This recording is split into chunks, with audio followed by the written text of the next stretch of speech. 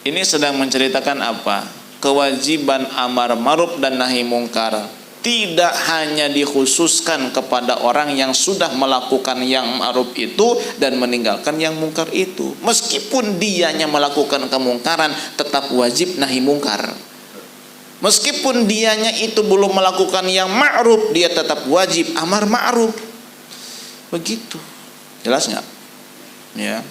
Paling kata yang dinasihatin, lu aja kayak begitu, ngelarang-larang gua.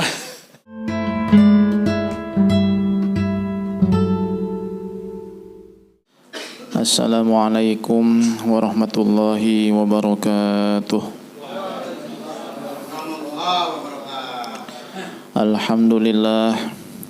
Alhamdulillahilladzi nawwara quluba awliyaihi binuril iqbali alaih. Asyhadu an la ilaha illallah wahdahu la syarikalah wa asyhadu anna sayyidana Muhammadan abduhu wa rasuluhu la nabiyya ba'dah. Allahumma salli wa sallim ala sayyidina Muhammadin miftahi babi rahmatillah adada ma fi ilmillah salatan wa salaman daimaini bidawami mulkillah wa ala alihi wa sahbihi wa mawalah. Amma ba'du, nawaitu ta'alluma wa ta'lim wa tadhakkura wa tadhkir wa naf'a wal intifa' wal ifadata wal istifadah wal hasa ala tamassuki bi kitabillah wa sunnati rasulillahi sallallahu alaihi wasallam wa du'a ilal huda wa dalalata alal khair ibtigha'a wajhillah wa mardatihi wa qurbihi wa thawabihi subhanahu wa ta'ala wa manawa bihi masyayikhuna wa ma'alim Allah subhanahu wa ta'ala min salihin niyat.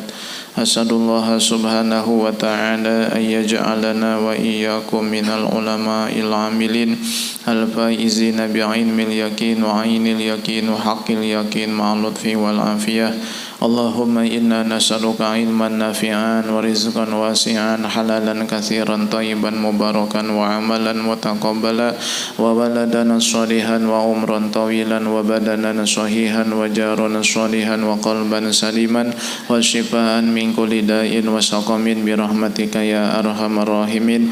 Allahumma inna nas'aluka al-ilma laduni wal mashraba safil hanniya wa habu ya ghani. Allahumma inna na'udzubika min ilmin la yanfa' wa min qalbin la yakhsha wa min nafsin la tashba' wa min aynin la tadma' wa min da'watin la yustajabu laha. Subhanaka la ilma lana illa ma 'allamtana innaka antal alimul hakim wa tub 'alaina innaka antat tawwabur rahim. Allahumma rzuqna fahman nabiyyin wa hifdzal mursalin wa sur'ata ilhamil muqarrabin. Shalli wa sallim ala sayyidina Muhammadin wa ala jami'il anbiya wal mursalin walhamdulillahi rabbil alamin. Ila hadratin nabil mustafa sayyidina Muhammadin rasulillahi sallallahu alaihi wa alihi wasallam, khususun ila hadrati sahibil kitab Jauhar Tauhid Syekh Ibrahim Al-Laqani wa ila hadrati Syekh Ibrahim Al-Baijuri, thumma ila hadrati Habib Hasan Al-Kab wa ila hadrati Habib Zain bin Smith wa ila hadrati Habib Umar bin Hafid, Habib Ali Masyur bin Hafid wa ila hadrati Abu Yaqam Rawi bin Kiai Haji Muhammad Usman wa ila hadrati jami masyayikhi wa masyayikhihim wa ila hadrati abi wa umi ghafarallahu lahum wa adalina min barakatihim wa amtara alaina ghaisa karamatihim. Syai'un lillahi lahumul Fatiha. A'udzu billahi minasyaitonir rajim. Bismillahirrahmanirrahim. Alhamdulillahi rabbil alamin arrahmanir rahim maliki yaumiddin. Iyyaka na'budu wa iyyaka nasta'in ihdinas siratal mustaqim siratal ladzina an'amta 'alaihim ghairil maghdubi 'alaihim waladdallin. Amin. Hadirin wal hadirat rahimakumullah. Ibu dan bapak yang dimuliakan Allah Subhanahu wa taala, yang saya hormati segenap para sesepuh dan tokoh masyarakat, terutama Al-Mukarram Bapak Ustadz Dimas Kun. Saya hormati Bapak Ketua RT, Ibu dan Bapak jamaah semuanya yang hadir pada malam hari ini. Mudah-mudahan semuanya selalu diberikan kemudahan, diberikan keberkahan, dan mudah-mudahan selalu berada di dalam kemuliaan Allah Subhanahu wa taala. Amin ya Allah ya rabbal alamin. Hadirin wal hadirat rahimakumullah, kita lanjutkan kajian yang pertama kitab Jawharatut Tauhid.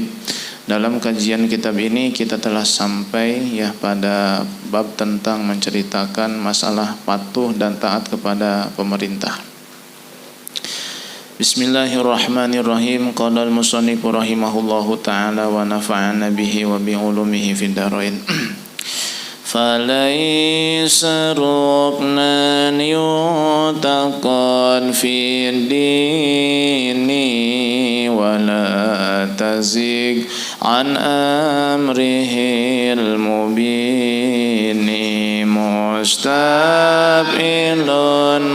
مستبئل مستبئل مستبئل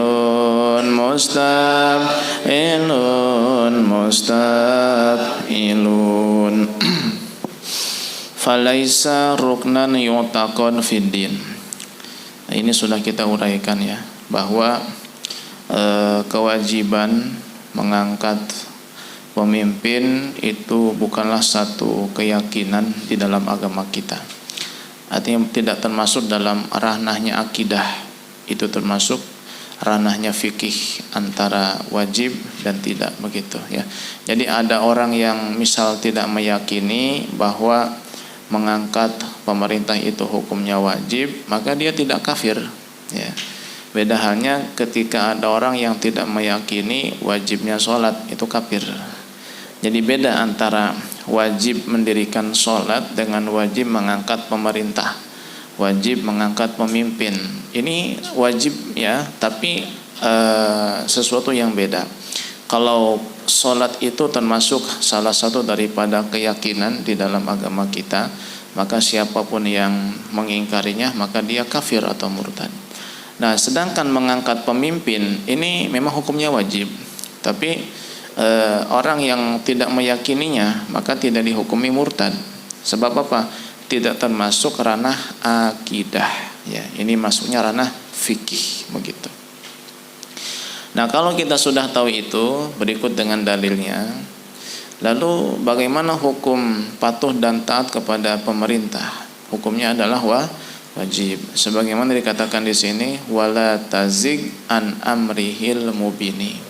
Wala tazig ay la takhruj an imtithali amrihi. Janganlah keluar dari mentaati perintah pemimpin.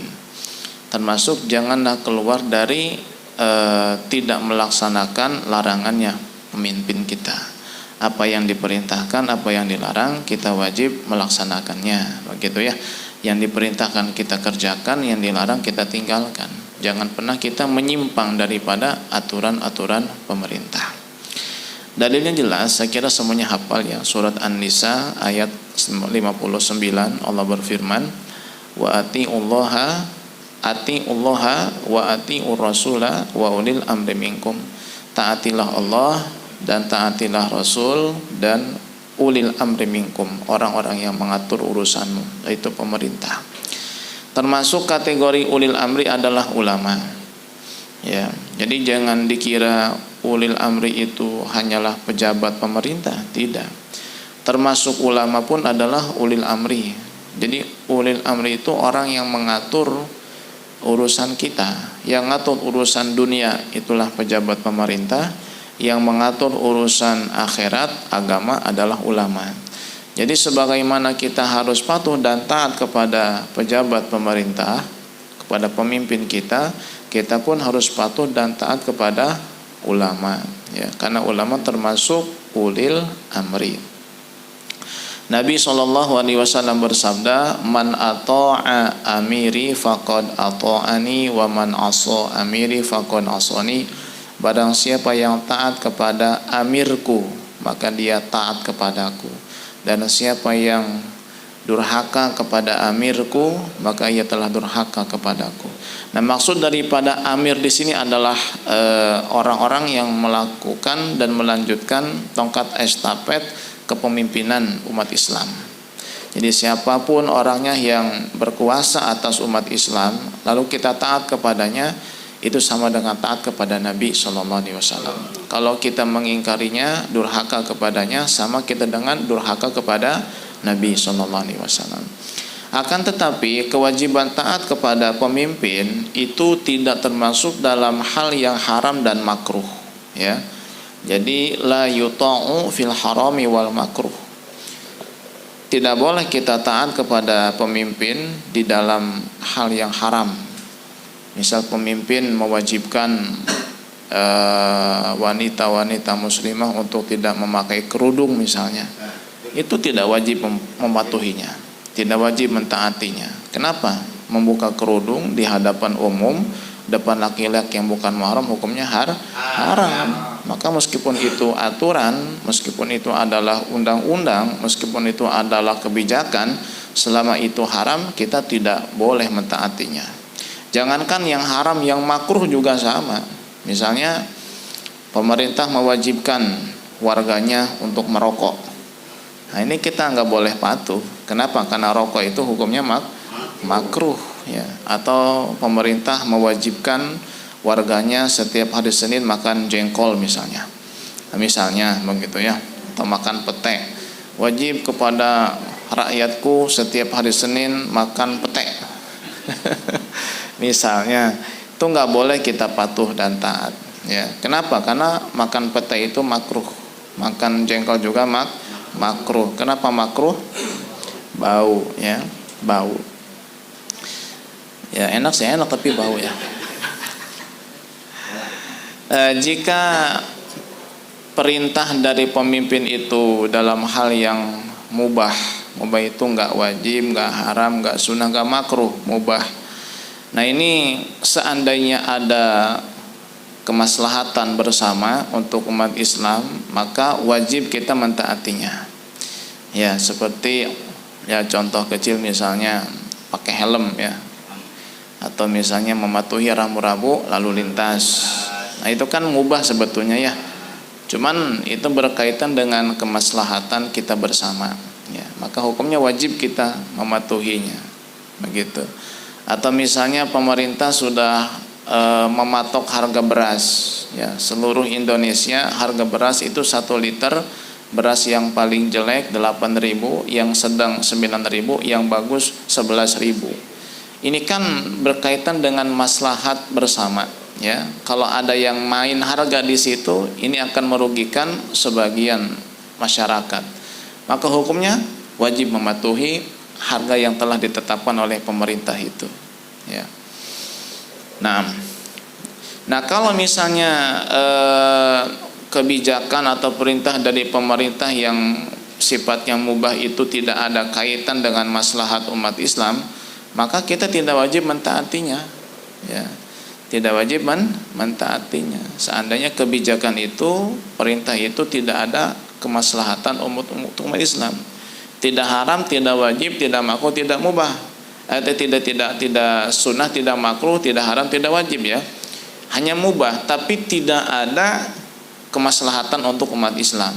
Maka hukumnya kita tidak wajib mematuhinya. Contoh apa? Perintah yang tidak ada kemaslahatannya. Kuliner Jepang.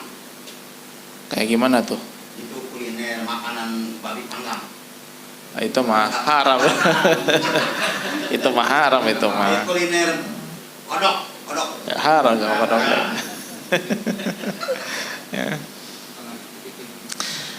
Misalnya ini aja misalnya, karena pemerintahnya itu senang pakai kacamata gaya-gayaan, maka dia mewajibkan rakyatnya pakai kacamata misalnya. Ini kan kadang menurut kita masa ada sih, ya, tapi sebagian negara ada loh yang konyol kayak begitu. Karena pejabatnya atau pemimpin itu suka dengan cukuran cepak, dia wajibkan kepada anak-anak muda, laki-laki terutama yang masih muda, ya, untuk dicukur cepak. Nah, ada nggak tuh negara kayak begitu? Ada. Korut, ya, ada itu. Harus cukur cepak. Nah, itu kan mubah, ya, nggak ada kaitan dengan maslahat umat Islam. Maka hukumnya tidak wajib mematuhinya, begitu. Atau misalnya diwajibkan kepada warga negara setiap hari Senin pakai baju yang warna merah putih misalnya. Ya, misalnya nih mau anak sekolah, mau kerja, pokoknya merah putih wajib. Itu kan hal yang mubah, ya. Kita tidak mentaatinya ya nggak apa-apa. Kan tidak ada kemaslahatan untuk umat Islam juga, begitu. Jadi pertimbangannya begini aja. Selama perintah dari pemimpin itu dalam hal yang mubah, tapi ada kemaslahatan untuk umat Islam, maka kita wajib mentaati. Tapi kalau tidak ada kemaslahatan untuk umat Islam dan itu dalam hal yang mubah, maka hukumnya tidak wajib mentaatinya, begitu. Contoh misal, falau nada bi'adami syurbi dukhanil ma'ruf al-an wajabat alaihim ta'atuhu. Kalau pemerintah membuat undang-undang larangan merokok, ya, dilarang merokok secara universal semuanya, ya, nasional. Nah, pertanyaannya wajib nggak kita mematuhinya itu? Wajib nggak mematuhinya? Kenapa wajib? Bukan, karena ada kemaslahatan bersama, begitu. Karena ada kemaslahatan bersama. Apa maslahatnya? Kesehatan. Maka wajib mematuhinya. Ketika dia melanggar, maka hukumnya dia berdosa. Kenapa? Tidak mematuhi perintah dari pemimpin. Nah, pemerintah kita apakah melarang merokok? Tidak kan? Hanya menghimbau saja. Nah, hanya menghimbau. Tapi tetap boleh merokok, ya. Lanjut bait yang berikutnya.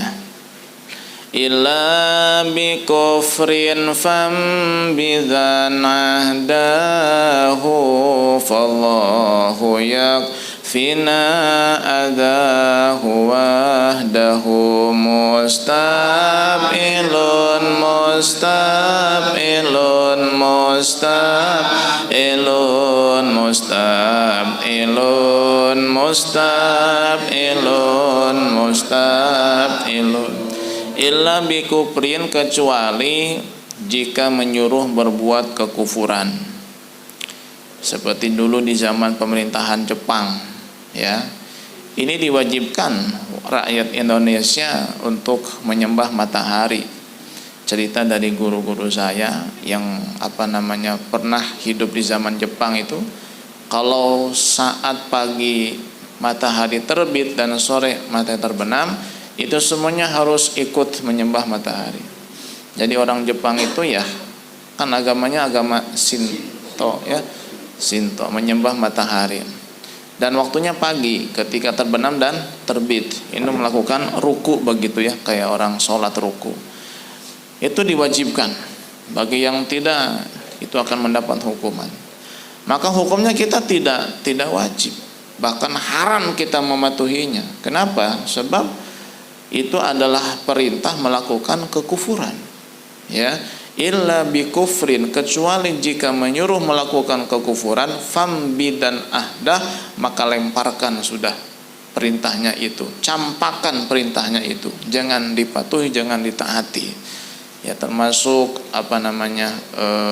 kebijakan-kebijakan negara Tunis dulu ketika masih dijajah oleh Jerman kalau tidak salah, ya.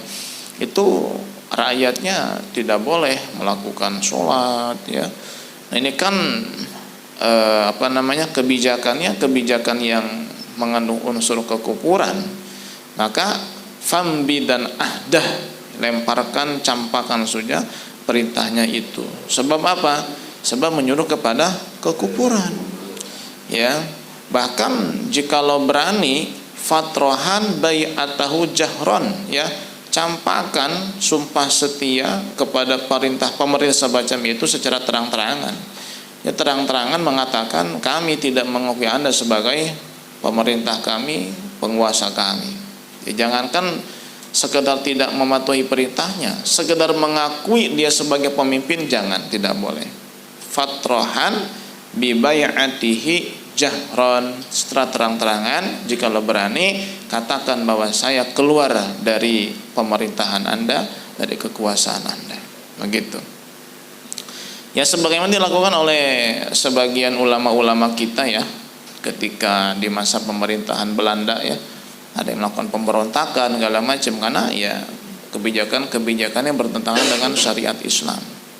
Nah, bagaimana jika lo tidak berani untuk mengingkari perintah itu secara terang-terangan, atau tidak berani untuk mengatakan kami keluar dari kepemimpinan Anda karena mungkin penguasanya itu sangat dolim, tidak segan-segan untuk membunuh, maka fallahu yakfina adahu wahdah. Ingat, Allah yang akan memberi pertolongan kepada kita. Tetap kita wajib untuk tidak mematuhinya, tetap kita wajib untuk keluar dari kepemimpinannya. Namun kalau tidak berani secara terang-terangan, lakukan secara sirron, sembunyi-sembunyi.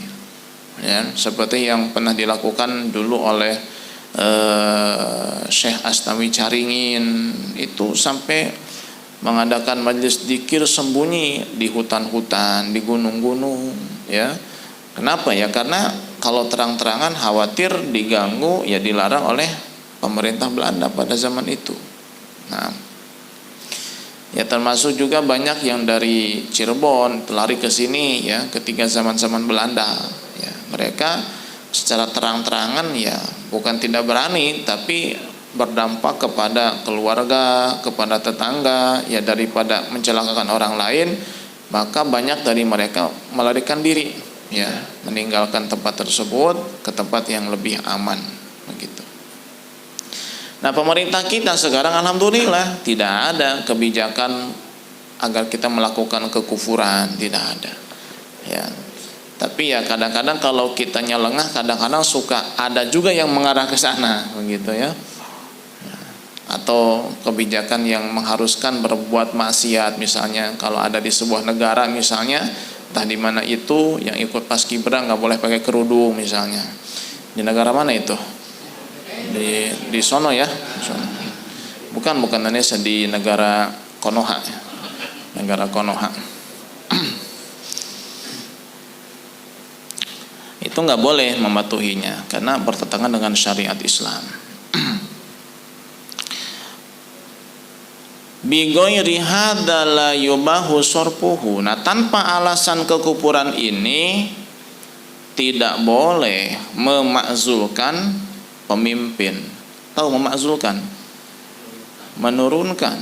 Tidak boleh pemerintah yang sah itu, pejabat yang sah, penguasa yang sah itu diturunkan secara paksa. Tanpa alasan ia telah melakukan kebijakan yang mengarah kepada kekufuran. Misalnya melarang sholat, ini kan mengarah kepada kekufuran, itu boleh dimakzul, itu diturunkan, ya.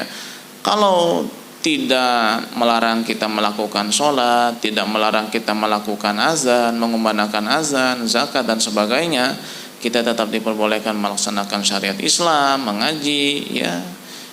Hanya mungkin ada kebijakan yang merugikan, tapi tidak sampai mengarah kepada kekufuran. Itu tidak boleh kita memakzulkan ataupun menurunkan pemerintah yang sah itu. Bigoiri hada la yubahu wasbuhu. Bigoiri hadal kufri, ya, selain daripada kekufuran, min jami'il ma'asi, yaitu dari seluruh kemaksiatan yang ada, la yajuzu khal'uhu anil imamati, tidak boleh dicabut dari kepemimpinan, ya, diturunkan la jahron wala siron, secara terang-terangan ataupun secara sembunyi-sembunyi tidak boleh. Walaysa yuzalu in uzina waspuhu. Nah, begitu juga apabila seorang pemimpin ketika dia dilantik, diangkat sebagai seorang pemimpin, dia telah mencukupi persyaratan. Di masa-masa kepemimpinannya ternyata syarat tersebut hilang. Misalnya sifat adil. Dulu ketika dia dilantik dia sangat adil. Nah, berjalan seiring waktu ternyata sifat adilnya hilang. Kenapa ya? Karena bercampur, bergaul dengan orang-orang yang zalim, berada di lingkaran setan, lingkaran hitam, akhirnya kebawa tuh dengan sifat-sifat yang buruk dan tidak baik. Apakah ketika sifat adilnya itu hilang saat dia melakukan perbuatan dosa menjadi orang fasik, apakah boleh dimakzul? Jawabannya tidak boleh. Selama tidak mengeluarkan kebijakan yang mengarah kepada kekufuran, ya. Ketika Nabi SAW menyampaikan kepada kita tentang fitnah akhir zaman, ya. Kata Nabi, wa innahu may ya'ish minkum fasayara ikhtilafan katsira. Sungguh jikalau kalian diberikan umur yang panjang oleh Allah Subhanahu wa taala, kalian akan menemukan perselisihan yang banyak, pertikaian yang banyak. Fa'alaikum bisunnati wa sunnatil khulafa'ir rasyidinal mahdiyyin min ba'di. Maka peganglah sunnahku dan sunnah khulafa'ur rasyidin, Abu Bakar, Umar, Utsman, Ali. Pegang sunnahku dan sunnah mereka. Addu 'alaiha bin nawajid. Gigitlah dengan gigi gerahammu.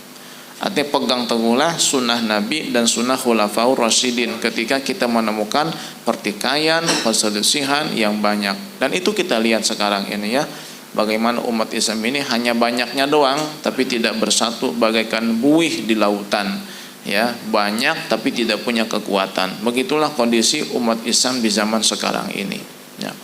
Nah, Nabi di dalam hadis itu menyampaikan juga bahwa alaikum ya, wajib atasmu sekalian bisami wa taati, untuk mendengarkan dan patuh kepada pemimpin.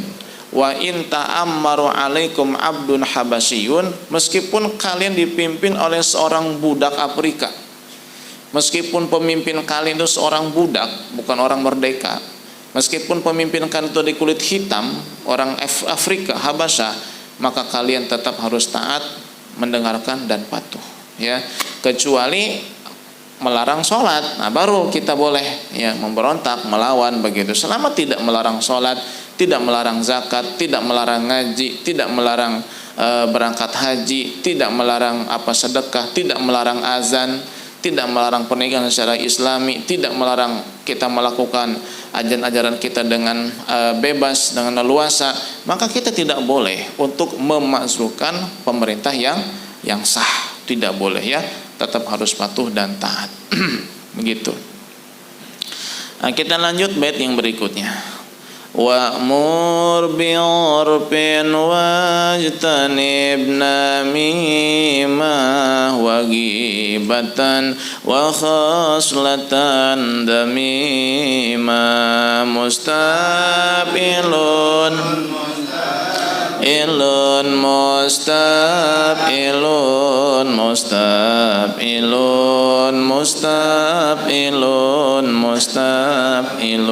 wa'mur bi urfin, dan perintahlah terhadap kebaikan, wanha an mungkarin, dan cegahlah kemungkaran.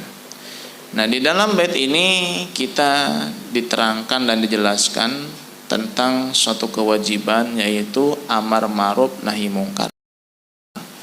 Amar ma'ruf menyuruh kepada kebaikan, nahi mungkar mencegah daripada kemungkaran.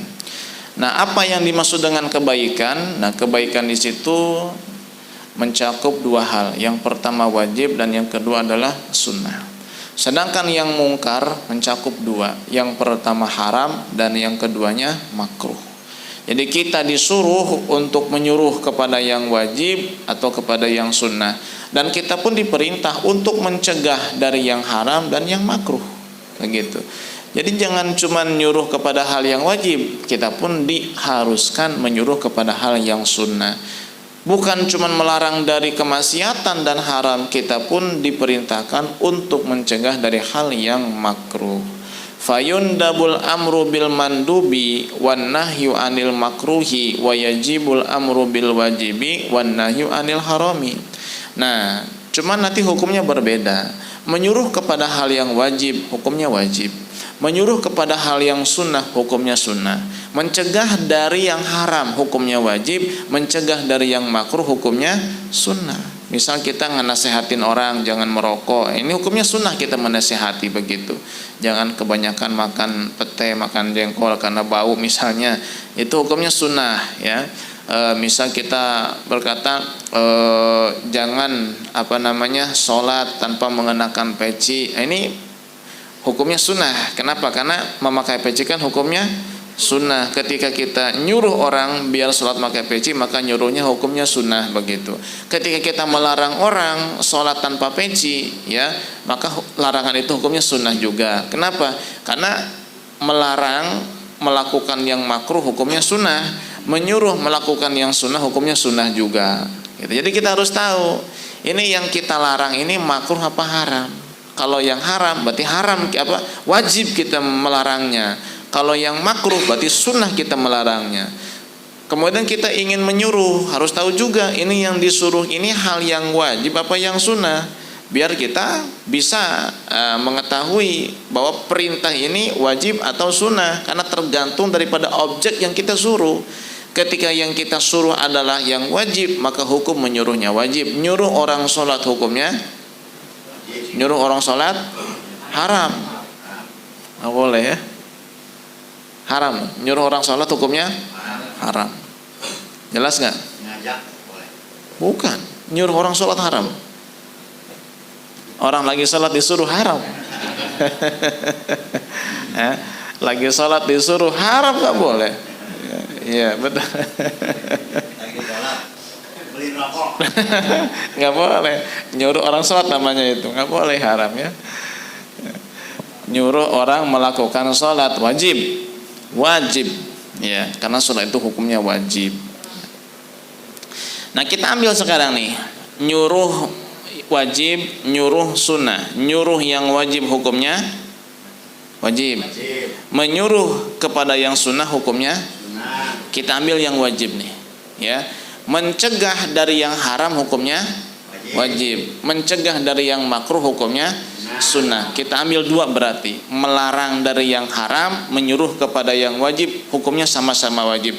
Namun wajibnya ini wajib apa? Wujuban kifaiyan, fardu kifayah. Jadi menyuruh kepada yang wajib, mencegah dari yang mungkar, yang haram, ini hukumnya fardu kifayah. Faida qama bihil ba'du saqata talabu anil bakin. Jika sudah ada sebagian yang melaksanakan, maka yang tidak melaksanakan tidak dosa.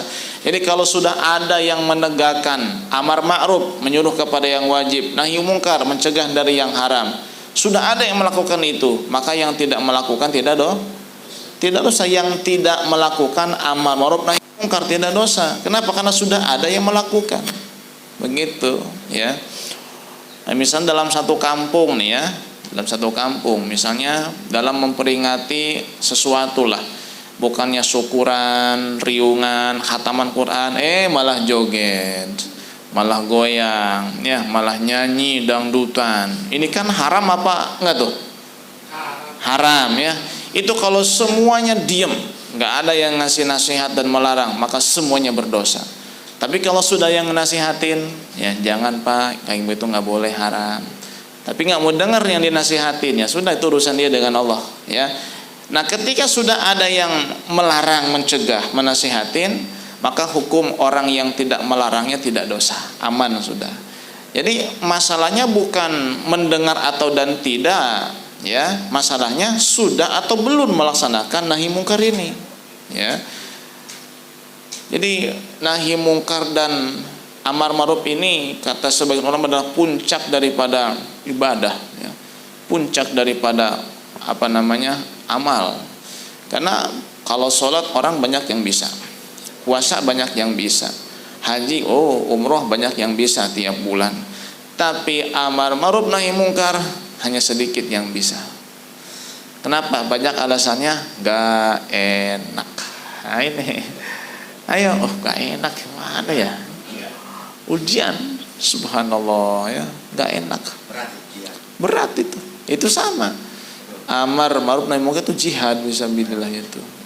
Cuman ya itu, amar ma'ruf bil ma'ruf, nyuruh kepada kebaikan dengan cara yang baik, nyuruh kepada yang wajib dengan cara yang baik, mencegah dari kemungkaran dengan cara yang baik juga. Jangan mencegah dari kemungkaran dengan kemungkaran, tidak boleh, ya. Mencegah kemungkaran dengan yang baik, mencegah kebaikan dengan cara yang baik juga. Hukum mencegah daripada yang haram dan menyuruh kepada yang wajib adalah fardu kifayah. Kalau sudah ada yang mengerjakan, yang tidak mengerjakan tidak dosa, begitu.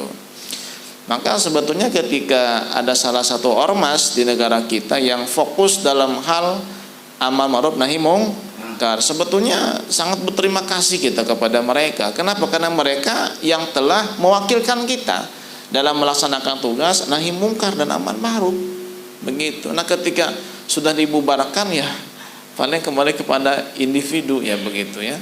ya, kepada individu di lingkungan masing-masing tuh hati-hati ya, hati-hati.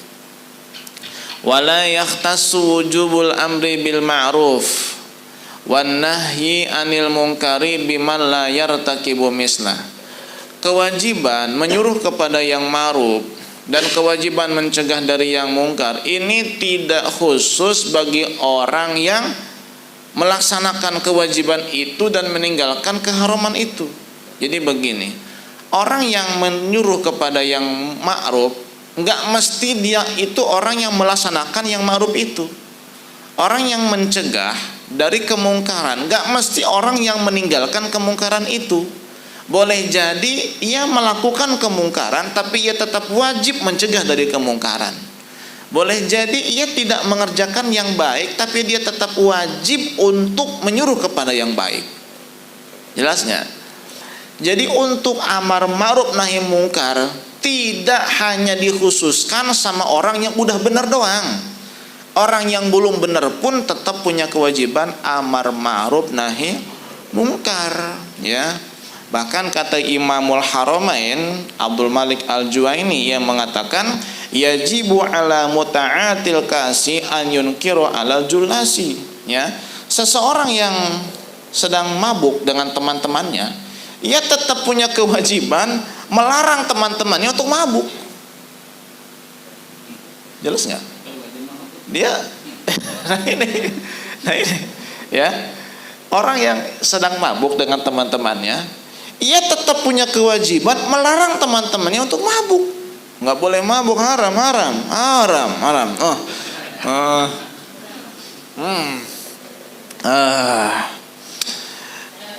Teh manis ya. Ya, lebih parah lagi nih kata Imam Ghazali ini.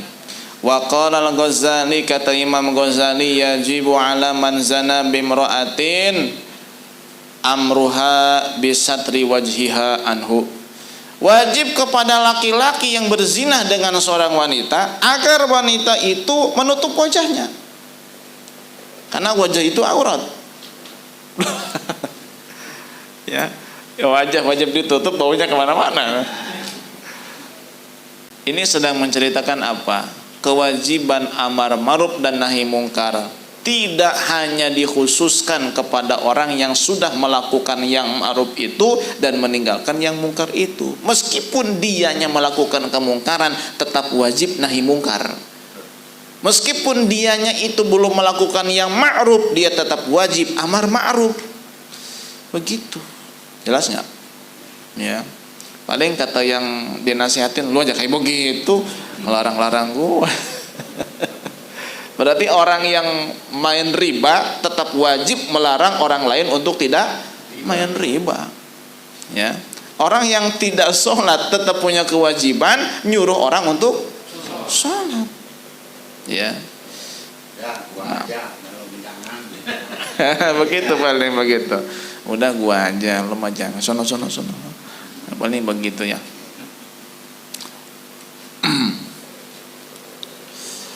Kadang-kadang ada orang yang dinasehati ngomongnya begini, Allah urus aja dirimu sendiri. Banyak ya. Nah ini pernah disinggung di dalam hadis Nabi ini ya. Di dalam hadis dikatakan man qila lahu ittaqillah faghadiba wa qafa yaumal qiyamati falam yabqa malakun illa marra bihi wa qala lahu antal ladzi qila laka ittaqillah faghadibta.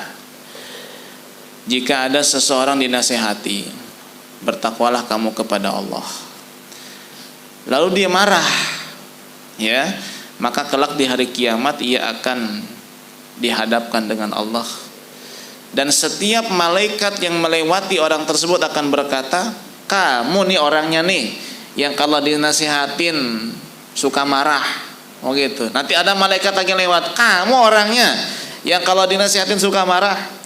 Lewat lagi malaikat, kamu nih orangnya. Diomelin sama malaikat terus. Sedangkan malaikat ribuan. Tuh, ya, banyak kan yang dinasihatin suka marah tuh. Nggak usah kita mikir orang jauh-jauh, dalam rumah kita aja misalnya. Ya, ada seorang suami dinasihatin istri marah. Ini akan diperlakukan begitu oleh malaikat. Kamu orangnya yang kalau dinasihatin suka marah. Oh, kamu ya orangnya ya. Kata siapa tuh? Kata malaikat. Nah kita kalau digituin sama manusia, jengkel nggak? Kesel kan? Ini yang digituin oleh malaikat. Mau jengkel nggak berani, ya. Mau kesel nggak berani. Tinggal nanggung rasa malu nanti di hari kiamat itu. Yang kedua nih, ini perkataan Ibnu Mas'ud ya. Inna min akbari dzunubi 'indallahi ayyuqala lil 'abdi ittaqillah fayaqulu 'alaika binafsik. Sesungguhnya termasuk dosa-dosa besar di hadapan Allah adalah jika ada seorang hamba yang dinasehati dengan dikatakan kepadanya, bertakwalah kamu kepada Allah, takutlah kamu kepada Allah, hati-hatilah dalam berperilaku dan berkata, dia ngomong begini, alaika binafsik, urus saja dirimu sendiri, gak usah ngurusin orang. Ini dosa besar ini. Banyak ya? Banyak. Bukan di sini. Enggak, bukan di Amerika, di Hong Kong ya. Ya Allah, itu sudah dia berdosa, melakukan kemaksiatan, dinasehatin, ngomongnya udah urus saja dirimu, enggak usah ngurusin orang. Alaika binafsik. Ini ngomong kayak begitu dosa besar itu. Naudzubillah min dzalik. Ya, semoga kita diselamatkan dari itu ya. Selamatkan, hati-hati ya. Maka kita kan kalau dinasihati sama istri ya nerima. Istri dinasihati sama suami juga nerima. Jangan begini ya. Dah, kamu aja belum benar nasihatin saya. Gak boleh begitu, gak boleh. Itu dosa besar itu. Kalau orang yang dinasihatin dari itu, kita belum kita. Kalau kita belum kesentuh dengan sholat dan itu, keras aja dulu ya. Susah dinasihatinnya. Iya. Sekarang alhamdulillah. Nah, ya, nerima. Emang berat sih itu ya. Nerima nasihat itu berat sekali. Berat. Hanya orang-orang yang berjiwa besar yang sanggup menerima nasihat. Ya. Maka jadilah orang-orang yang berjiwa besar, meskipun badannya kecil. Jangan badan gede tapi tidak berjiwa besar. Nah, ini masih ada lanjutannya tentang masalah amar ma'ruf nahi mungkar ya. Kita lanjut nanti dalam kajian berikutnya insyaallah. Sampai di sini dulu. Ada yang tanyakan?